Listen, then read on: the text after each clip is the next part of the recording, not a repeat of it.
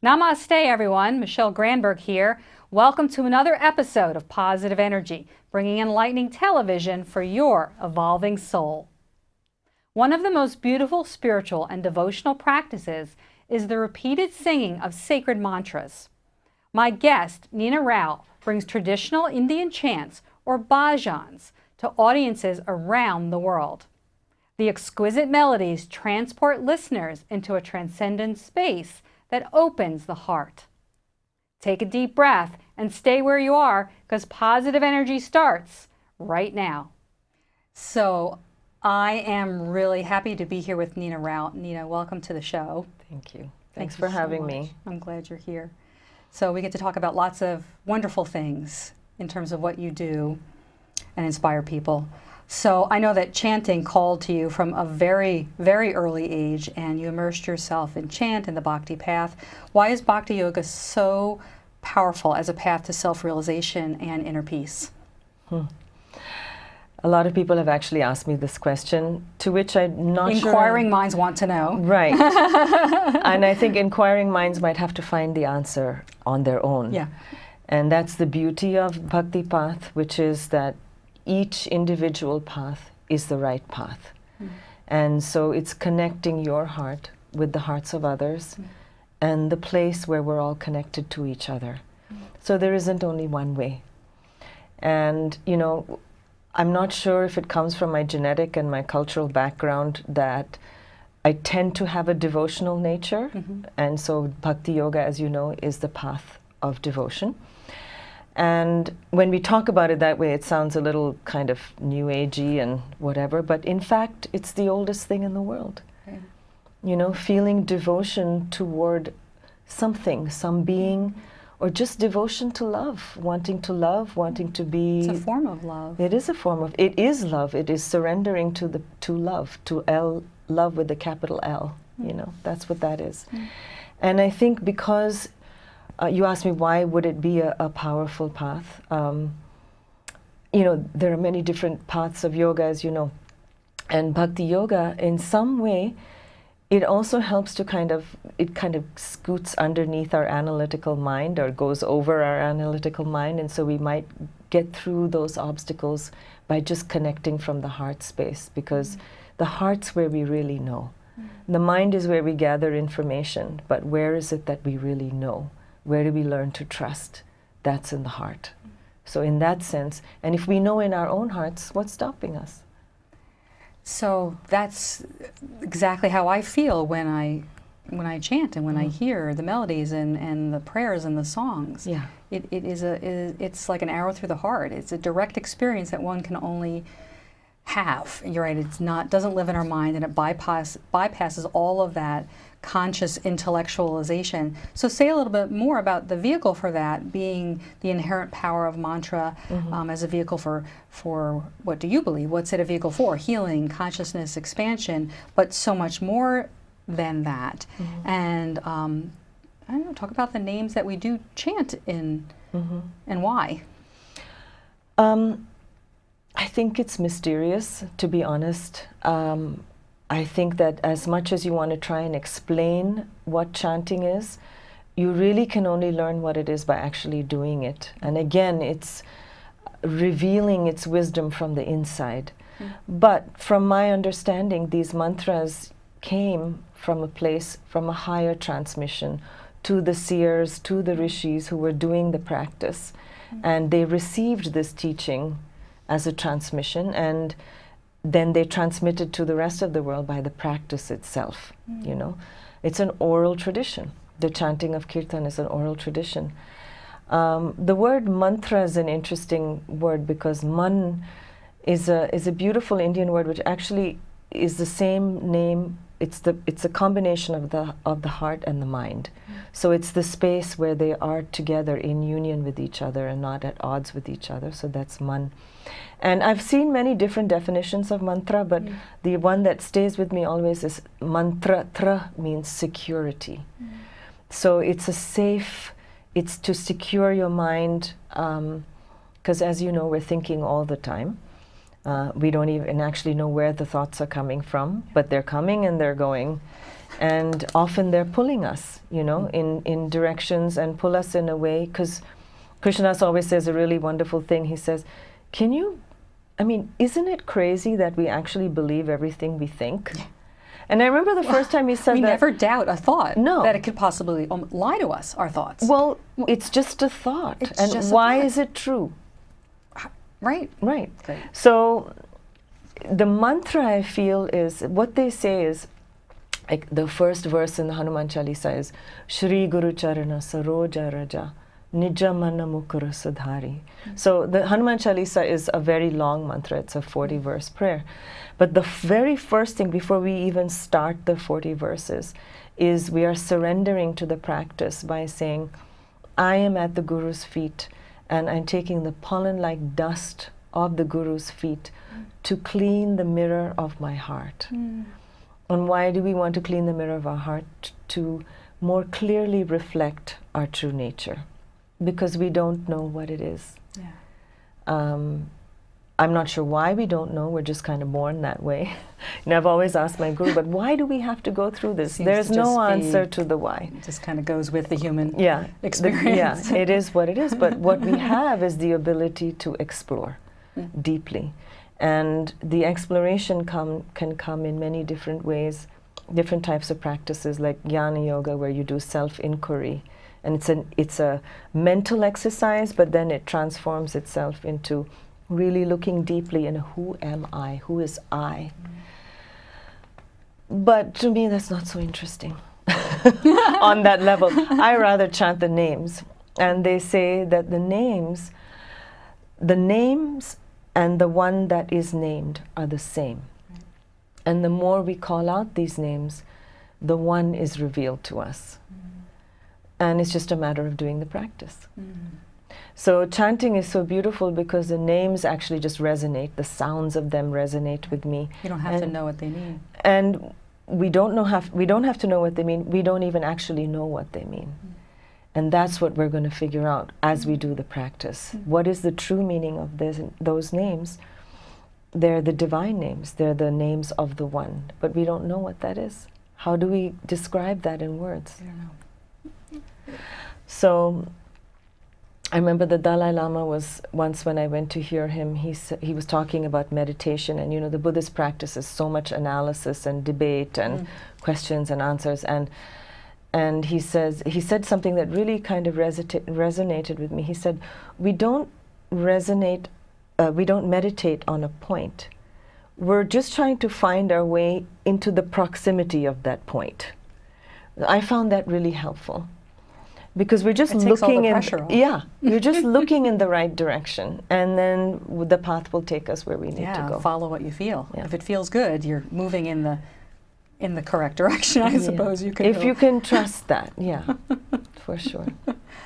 So with all of that beauty available through this practice, the contrast of that being looking at the world, if we focus on the external world, there's so much going on. There's a lot of chaos these days, anger and destruction and people against people. So what's your take on why that is, and are people looking for spiritual guidance more than ever? Well, I would say the point of doing the practices is to live in this world. I know that in a lot of the teachings we hear about doing the practices and then eventually you become Jivan Mukta, which is, you know, you're liberated from this life. It's too hard for me to think that far. So for me, the practices are really all about living in this world in the best way possible. We can't control anything. Stuff is happening, the world is turning, and the world is made up of people and Mother Nature and all beings in it. And we can't control. We do our best to manage our little space around us, but we can't even manage our own reactive behavior. So what are we going to do? We have to start somewhere. We have to start here with our own selves. You know, we can point fingers at other people and say there's anger. Aren't we angry? Don't we have moments of anger? Are we at peace with everything that's going on? Not. And even if we want to do well and to help other people, we have to be able to get out of our own way And to me, the only way that's worked is by using the help of practice. It gives you that inner strength and courage and spaciousness to maybe reduce your reactive behavior just a little bit and create that space for other people. Because if you can't do that, then there's nowhere to go. Yeah. So talk about, doing that for one another and embodying that. You've had several sort of guides and teachers and mentors in your life. Talk a little bit about the relationship between you or anyone and their teacher, guru. Because I know we always like to say that also the guru is within us, the teacher is really within us, but Maharaji Seem Karoli Baba and Krishna Das himself and Sri Siddhi Ma. Yeah. What did they mean to you? Well, Krishna Das, through his chanting, shined the light on the path for me, which I was searching. It's kind of like being in a forest and not really knowing where you're going. I knew I needed something. I wasn't sure what, and I knew I was seeking something out. I kept thinking I want a guru, but it was kind of a background thought. I wasn't actively searching in that way, but we're all seekers. We're all looking for happiness. But I was turned in this direction, and I think a lot of it has to do with the fact that I also grew up in an Indian household and was exposed to puja and practice at a young age. However, there were many years in my young life as a youth and into my early adulthood where I spent a lot of time, studying and on my career and didn't really have a spiritual path per se.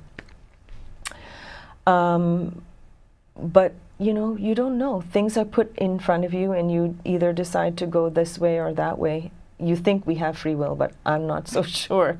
Certain things we do, certain things not. But I ended up at this yoga retreat not having any idea that I would find something that I didn't think I was even looking for.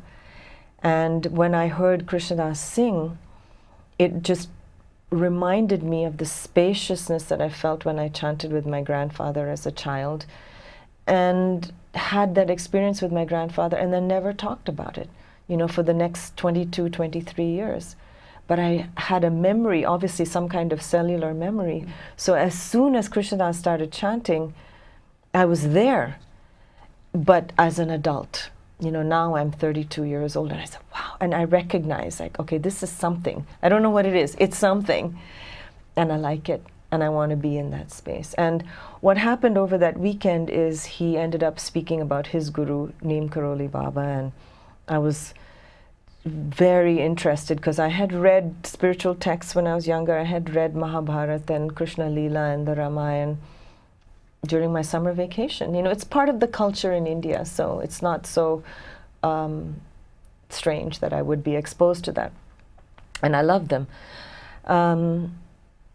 But then I found out from Krishnadas that his guru wasn't in the body anymore. And I was furious because I said, why have you shown me this? Because I want to see this. And he said, oh, you don't need a guru in the body. And I said, that's very easy for you to say because you had him, you had that experience. But I was fortunate enough to go to Neem Karoli Baba's temple. And when I was there, I met Siddhi Ma. And Siddhi Ma was with Neem Karoli Baba for 40 years before he left the body. And though she always kind of hid herself and never wanted to talk about herself as a saint, I took it upon myself to just be at her feet as much as I could. And she never claimed anything except for her devotion to Maharaji, and that Maharaji knew everything. Maharaji did, Neem Karoli Baba did everything. If you ever asked her a question, she said, I don't know anything, but Maharaji said this. But to me, she was. To me, she was a householder. She had children, she has grandchildren. And it was very easy for me to be with her because all she did was encourage me to live my life in a better way.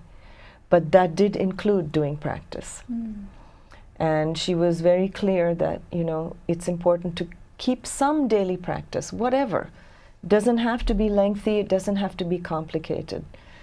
And for me, the practice that she gave me was chanting. When I first went to the temple, I went, and I was sitting with the kirtanwalas who are hired to sing, you know, all day. And we were hanging out with them, and then we went in to actually have our first darshan with Siddhima. And we said, Ma, what seva can we do in the temple? Like, should we cut vegetables? Should we clean? And she said, the best seva you can do is to sing the name of God. And after that, that's all she, you know, other than sleeping and eating, which is all we did in the temple, which is great. She said, go and do your prayers and chant. And that's what I did.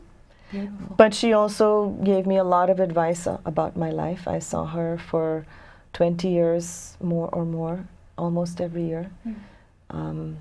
You know, I went through a marriage, I went through a divorce, I raised my child with her, and then she left the body. And she's still with you. I feel her. I feel her. Yeah. She's here in the studio, Yeah. I'm sure. Yeah. So you're going to share a chant in a bit. Do you want to say anything about the chant, the meaning of the chant that you're going to share? And you're going to have your daughter, Uma, also, if you want to say anything about what that's like for you as well. Sure. This chant that we're going to sing is actually on the latest album that I recorded, Anubhav. Tell me the name of the... Anubhav. Thank you. Yeah, and it's Anubhav is actually a word that Siddhima used when she was talking to us, and she said, you know, do your practices, and she said you will have your own spiritual experience that will reveal the wisdom of your own heart. That experience is Anubhav. It's your own, very own experience. And this chant, though, I learned from my grandfather and my mother when I was really young. And it's a chant to Krishna as a young boy. And I recorded it on this album with Uma, particularly because once when we were in India, we were leaving, and she was very young at the time. I took her to the ashram with me every year. She's been there since before she was born and after. And one year Siddhima said, so Uma, we're going to leave Rishikesh now, and I'm going to Vrindavan, and I'll see you next when you come to Kenchi. So Uma said, okay. And so she said, I'm going to bring you something. Do you want a baby Krishna, or would you like a Durga? So she was talking about a murti, so that she could have it in her own altar. And Uma chose baby Krishna. And, you know, I thought, okay, so just a conversation, you know, whatever. And then whatever, some months passed, 6, 8, 12 months. And the next time we saw Ma, she gave her this beautiful statue of baby Krishna. And she said, this is yours. And the beautiful thing about baby Krishna is you can have him on your altar. It doesn't have to have any strict practices, you know, because there are some certain things where you have to do particular practices for the murti in your home. But she said, this, you can feed him, you can sleep with him, you can bathe him, you can talk to him, you can play. And so because of that, I thought it would be nice if she sang this chant with me. So the words to the chant are, Govinda Gopala, Prabhu Giridhari. So these are all the names of Krishna. Govinda, Gopala, the cowherd.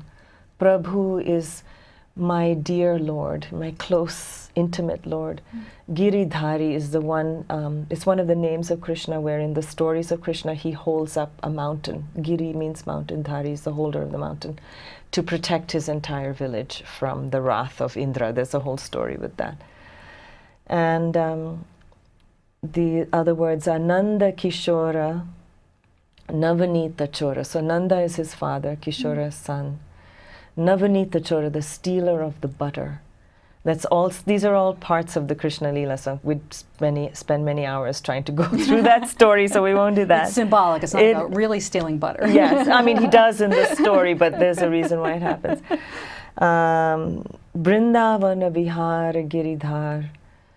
Vrindavana Vihara.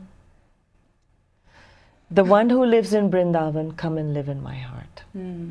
That's what that. That's beautiful. Yeah. Beautiful.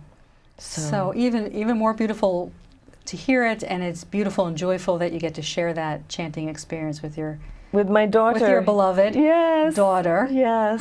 Yes. So any final words before we hear your chant? Thank you for having me. It's very nice to think about these things and kind of remember them. It's it's very helpful for me as well. Beautiful. Thank you for what you shared. Thank you so much.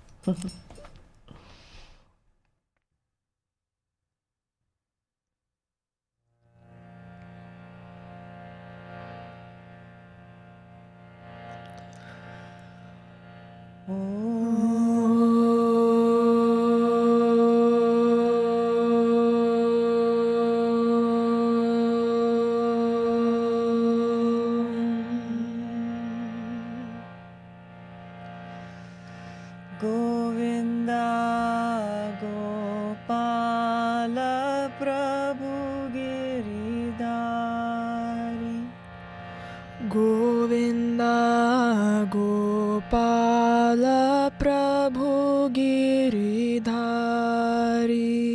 Govinda Gopala Prabhu Giridhari Govinda Gopala Prabhu Giridhari Govinda Gopala Hridaya Vihari Govinda Gopala Hridaya Vihari Govinda Gopala Hridaya Vihari Govinda Gopala Hridaya Vihari Nanda Kishora Navanita Chora Nanda Kishora Navanita Chora Nanda Kishora Navanita Chora Nanda Kishora Navanita Chora Nanda Kishora Navanita Chora Nanda Kishora Navanita Chora Vrindavana Vihar Giridhar Chitta Chora Vrindavana Vihar Giridhar Chitta Chora Vrindavana Vihar Giridhar Chitta Chora Vrindavana Vihar Giridhar Chitta Chora Govinda Gopala Prabhu Giridhari Govinda Gopala Prabhu Giridhari Govinda Gopala Prabhu Giridhari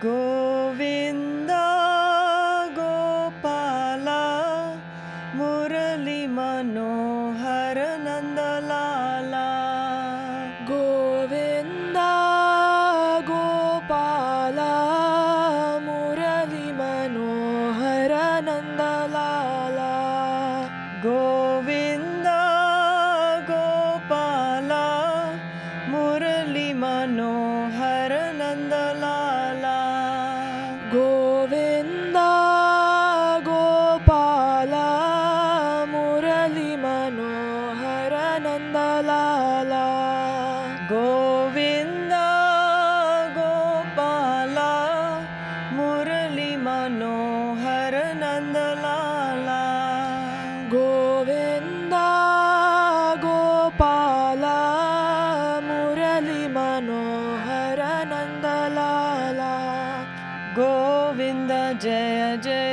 Gopala Jaya Jaya Govinda Jaya Jaya Gopala Jaya Jaya Govinda Jaya Jaya Gopala Jaya Jaya Govinda Jaya Jaya Gopala Jaya Jaya Govinda Jaya Jaya Gopala Jaya Jaya Govinda Jaya Jaya Gopala Jaya Jaya Govinda Jaya Jaya Gopala Jaya Jaya Govinda Jaya Jaya Gopala Jaya Jaya Govinda Jaya Jaya Gopala Jaya Jaya Govinda Jaya Jaya Gopala Jaya Jaya Oh Govinda Jaya Jaya Gopala Jaya Jaya Govinda Jaya Jaya Gopala Jaya Jaya Govinda Jaya Jaya Gopala Jaya Jaya Govinda Jaya Jaya Gopala Jaya Jaya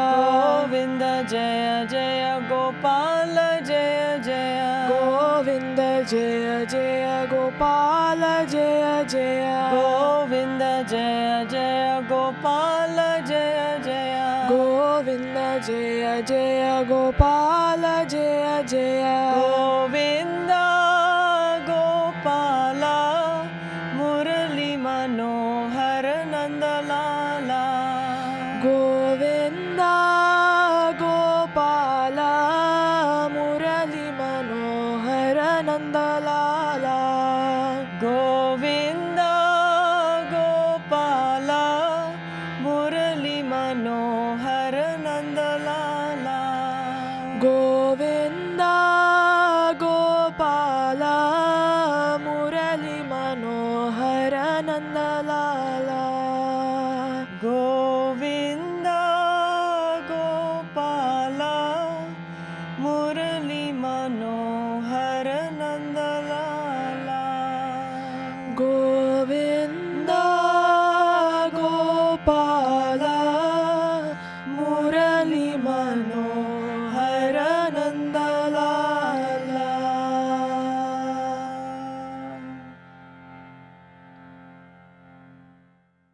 We're wrapping up another enlightening show. Within us lives a divine nature that transcends but is not separate from ordinary everyday experience. Find a practice which helps you remember that every waking moment is sacred. Thank you for watching. Check out michellegranberg.com, go vegan, and join me next time on Positive Energy.